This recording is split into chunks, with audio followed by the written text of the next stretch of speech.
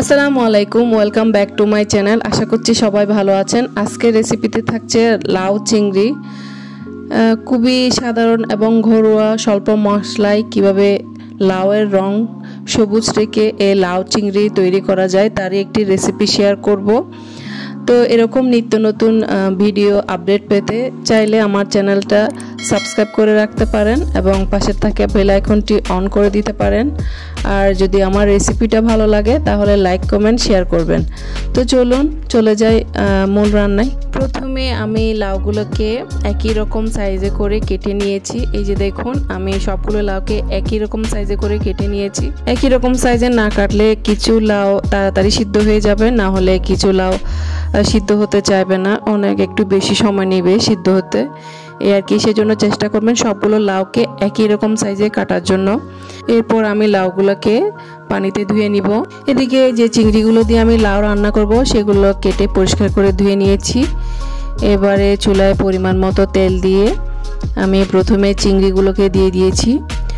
চিংড়িগুলো দিয়ে দিচ্ছি কারণ তেলের সাথে চিংড়িগুলো প্রথমে ভুনে ফেললে তাহলে চিংড়ির যে মাছের আষ্টে গন্ধটা থাকবে সেটা অনেকটাই কমে যাবে।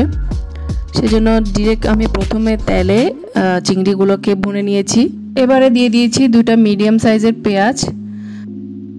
চিংড়ির সাথে আমি পেঁয়াজগুলোকে খুব ভালো করে নেড়ে নিচ্ছি।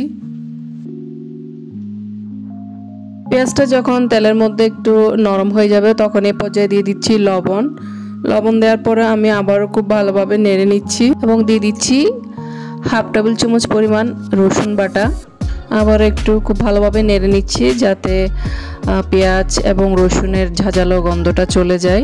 এবারে অল্প পরিমাণে পানি অ্যাড করে আমি গুঁড়া মশলা অ্যাড করব। দিয়ে দিচ্ছি 1 টেবিল চামচ হলুদ গুঁড়া, 1/2 টেবিল চামচ লাল মরিচ গুঁড়া এবং 1/2 টেবিল চামচ ধনিয়ার গুঁড়া। লাল মরিচের গুঁড়া লাউ রান্নায় একটু কম ইউজ করা হয়। এবারে দিয়ে দিচ্ছি 7-8টা পরিমাণ কাঁচা মরিচ কুচি করে কেটে এর মধ্যে দিয়ে দিচ্ছি ঝালের জন্য, যেহেতু লাল মরিচের গুঁড়াটা আমি কম ইউজ করেছি তাই। আবারও সবগুলো মশলাকে খুব ভালোভাবে নেড়ে নিচ্ছি। যখন মশলা থেকে তেলটা আলাদা হয়ে যাবে তখন আমি লাউগুলোকে দিয়ে দিব এবং দিয়ে দিচ্ছি অল্প পরিমাণে পানি যাতে নিচ থেকে মশলাগুলো পুড়ে বা লেগে না যায় এবং ঢাকনাটা দিয়ে দিব। চুলার জালটা একদম মিডিয়ামে থাকবে। এর কয়েক মিনিট পর আমি ঢাকনাটা উল্টিয়ে লাউগুলোকে একটু ভালোভাবে নেড়ে নিব। চুলার জালটা যে আঁচে রান্না করবেন সে আঁচেই থাকতে হবে, তাতে লাউয়ের কালারটা একদম সবুজ থাকবে। যদি জালটা কমান বাড়ান তাহলে লাউয়ের কালারটা নষ্ট হয়ে যাবে। দেখুন লাউ থেকে অনেকটাই পানি ছেড়ে দিয়েছে। এখানে আমি কিন্তু কোনো এক্সট্রা পানি এখনো পর্যন্ত ইউজ করিনি। এটা লাউয়ের থেকে কতটা পানি বের হবে সেটা নির্ভর করবে লাউটা কতটা কচি তার উপর।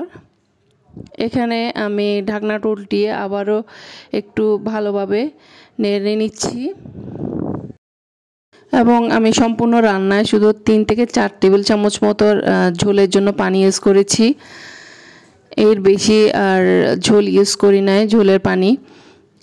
এই যে দেখুন আমার লাউগুলো মোটামুটি সিদ্ধ হয়ে গেছে। লবণটা একটু চেখে দেখব।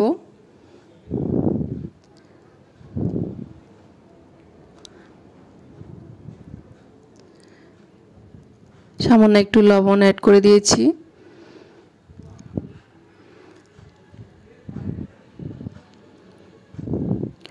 এর মিনিট 2-1 পরে আমি ঢাকনাটা তুলে উপর থেকে ধনেপাতা ছিটিয়ে লাউগুলোকে চুলা থেকে নামিয়ে। এই লাউ চিংড়ি রান্না হতে একদম সময় খুব কম লাগে, যেহেতু লাউটা সিদ্ধ হতে কম সময় লাগে। সেজন্য খুব সহজে ঘরে থাকা স্বল্প মশলায় এই রান্নাটা করা যায়। আশা করছি আমার আজকের রেসিপিটা আপনাদের ভালো লেগেছে। ভালো লাগলে কমেন্ট বক্স আমাকে জানাতে ভুলবেন না। তো আজকে এ পর্যন্তই। পরবর্তী ভিডিও আপডেট নিয়ে হাজির হব। ততক্ষণ পর্যন্ত ভালো থাকবেন, সুস্থ থাকবেন। আপনাদের সকলে সুস্বাস্থ্য কামনা করে এখানেই বিদায় নিচ্ছি। আল্লাহ হাফেজ।